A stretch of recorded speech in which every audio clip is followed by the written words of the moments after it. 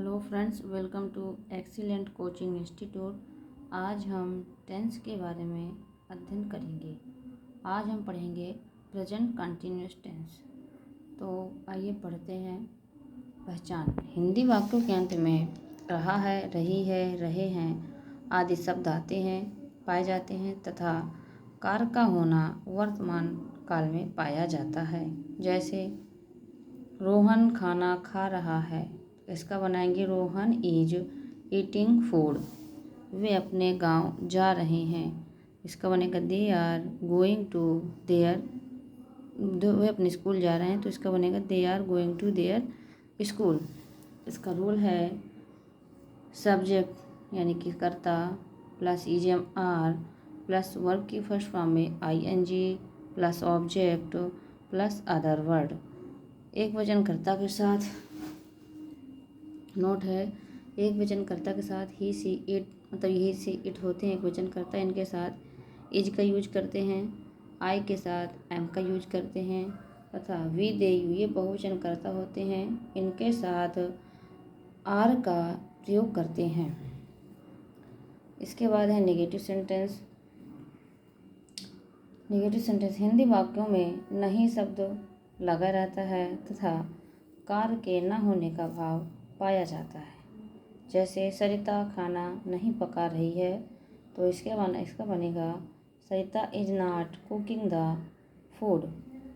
Role इसका होगा subject plus is am are plus verb की फर्स्ट फॉर्म में आईएनजी, नहीं इजेमार प्लस नॉट, यहाँ पे प्लस नॉट लगेगा, प्लस नॉट। इसके बाद प्लस वर्ब की फर्स्ट फॉर्म में ING plus object plus other word. Sarita ये सब्जेक्ट है आपका, इज हेल्पिंग वर्ब है, इसके बाद तुरंत नॉट लगेगा। इसके बाद आईएनजी फॉर्म कुकिंग है, कुक के साथ आईएनजी लगा देंगे तो कुकिंग हो जाएगा।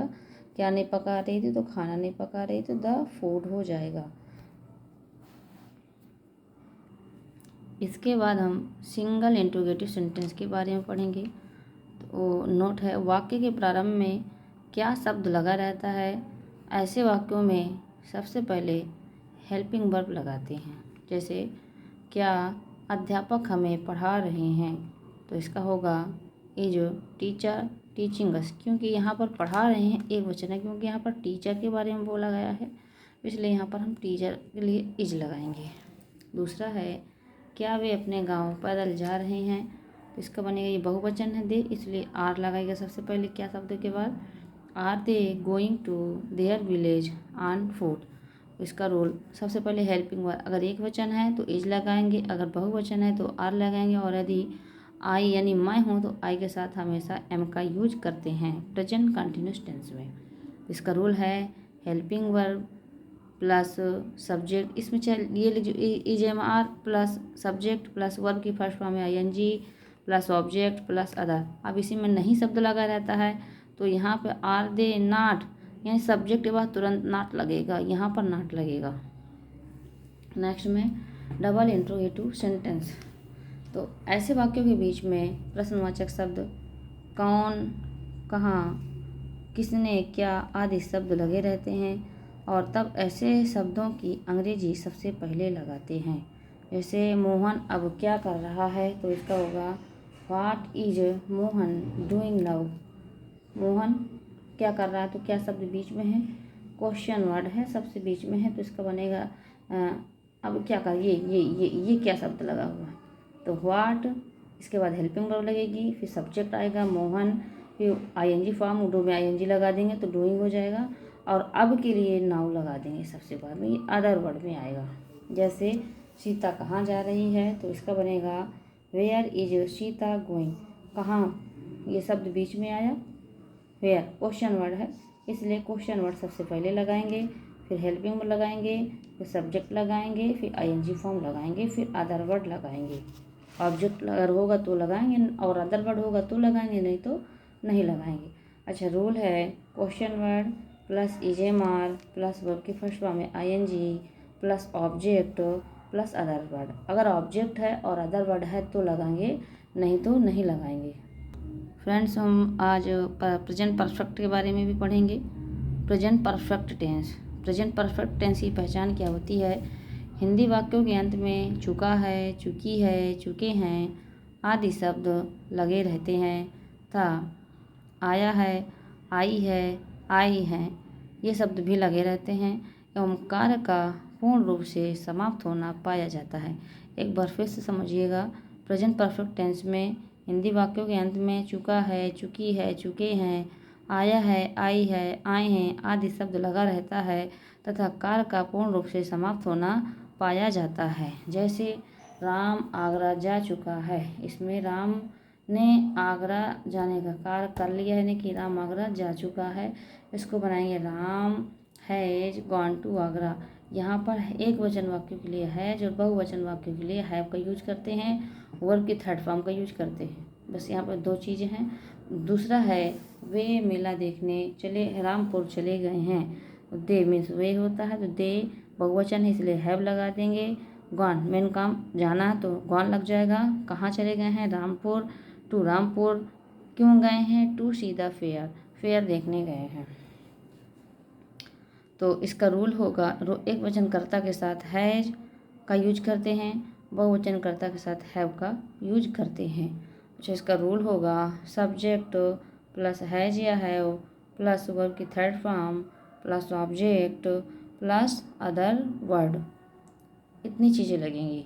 नेगेटिव सेंटेंस इसी का, ऐसे वाक्यों में कार्य के न होने का भाव पाया जाता है तथा वाक्य में नहीं शब्द लगा रहता है। जैसे सीता ने खाना नहीं बनाया है, इसका बनेगा Sita has not cooked the food. बात वही है और यहाँ पे सिर्फ नॉट लग गया। एक बात और ध्यान दीजिएगा कि प्रेजेंट परफेक्ट के तीनों सेंटेंस में, चाहे सिंपल हो, चाहे नेगेटिव हो, चाहे इंट्रोगेटिव, तीनों सेंटेंस में वर्ब की थर्ड फॉर्म का ही यूज करते हैं, ये चेंज नहीं होती है। तो इसका बनेगा Sita has not cooked the food. इसी तरह किसान अपने खेत नहीं गए हैं, तो इसका बनेगा फार्मर, किसान अपने खेत नहीं गए हैं तो इसका बनेगा farmer have not gone to their field. अब बहुवचन की पहचान हम वाक्य के अंत में आया है, आई है, आए हैं, अगर आए हैं, गए हैं, गए हैं शब्द लगे रहते हैं तब यहाँ पे बहुवचन होता है। अगर आया है, आई है शब्द हैं तो यहाँ पर एक वचन होता है। तो यहाँ पर किसान अपने खेत नहीं, यानी कि समूह में किसान और बहुत सारे हैं, इसलिए यहाँ पर फार्मर हैव लगाएंगे। बहुवचन वाक्य में हैव का यूज करेंगे। Farmer have not gone to their field, किसके खेत नहीं गए? अपने खेत। तो दे के साथ अपने के लिए देयर लगाते हैं। फार्मर क्योंकि बहुवचन इसलिए दे, ये थर्ड पर्सन नहीं है, बहुवचन है, इसलिए यहाँ पर हम देयर का यूज करेंगे। तो इसका रूल है सब्जेक्ट प्लस हैज या have plus not plus verb की third form plus object plus other word. Next है सिंगल इंट्रोगेटिव सेंटेंस। जैसे क्या महिमा ने खाना नहीं खाया है या महिमा ने खाना खा लिया है, तो इसका बनेगा हैज महिमा। अब नहीं शब्द लगा है तो नॉट लगा देंगे, ईटन द फूड। अब इसमें जैसे नहीं न लगा, क्या महिमा ने खाना खा लिया, तो हैज महिमा ईटन द फूड, यहाँ पर नॉट शब्द हटा देंगे। अब यहाँ पर नहीं लगा है तो नहीं के लिए नॉट लगाएंगे। इसी तरह यहाँ पे क्या सुनार ने सोने की अंगूठी नहीं बनाई, तो has gold Smith not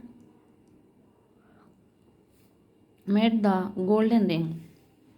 gold Smith एक वचन है इसलिए हैज लगाएंगे। इसके बाद नहीं लगा है तो नॉट लगाएंगे। मेड मीन्स बनाना होता है, थर्ड फॉर्म लगा दिया द गोल्डन रिंग। इसका रूल है हैज या have plus subject plus not. अगर नॉट है तो नॉट लगाएंगे, नहीं है तो नहीं लगाएंगे, प्लस वर्ब की third form plus object plus other word. Double interrogative sentence, इसमें जैसे उसने इतिहास क्यों पढ़ा है, क्यों शब्द जब बीच में आता है तब वहाँ पर डबल इंट्रोगेटिव सेंटेंस होता है। क्यों, कहाँ, किसने जब बीच में आते हैं तब वहाँ पे डबल इंट्रोगेटिव सेंटेंस होता है। तो इसको बनाएंगे। सबसे पहले हम क्वेश्चन वर्ड, ये जो प्रश्नवाचक शब्द होते हैं उसको हम सबसे पहले लाते हैं। वाई मीन्स होता है क्यों, वाई। इसके बाद हेल्पिंग वर्ड लगाएंगे, हैज एक वचन है इसलिए। इसके बाद सब्जेक्ट लगाएंगे, ही है। क्या मेन काम है पढ़ना, तो रीड थर्ड फॉर्म लगा दी। रीड थर्ड फॉर्म होती है। क्या नहीं पढ़ा, इतिहास की किताब नहीं, इतिहास नहीं पढ़ा तो द हिस्ट्री। दूसरा है महिमा स्कूल कब गई है, तो when has Mahima gone to school. When means होता है कब, इसके बाद हेल्पिंग में लगाएंगे। हैज एक वचन है तो हैज, बहुवचन है तो है। यहाँ पर एक वचन इसलिए हमने हैज का यूज किया है। इसके बाद सब्जेक्ट लाएंगे। इसके बाद वर्ब की थर्ड फॉर्म लगाएंगे। Go went gone third form होती है कहाँ नहीं गई है, स्कूल गई तो टू स्कूल। इसका रूल होगा क्वेश्चन वर्ड प्लस हैज या have plus subject plus verb की third form plus object plus other word. तो फ्रेंड्स, मेरी वीडियो अच्छी लगी हो तो वीडियो को लाइक शेयर और सब्सक्राइब करना ना भूलें। नेक्स्ट हम प्रेजेंट परफेक्ट के बारे में पढ़ेंगे। अगली वीडियो हमारी प्रेजेंट परफेक्ट टेंस से आगे होगी। फ्रेंड्स, वीडियो अच्छी लगी तो वीडियो को लाइक शेयर और सब्सक्राइब करना ना भूलें। Thank you.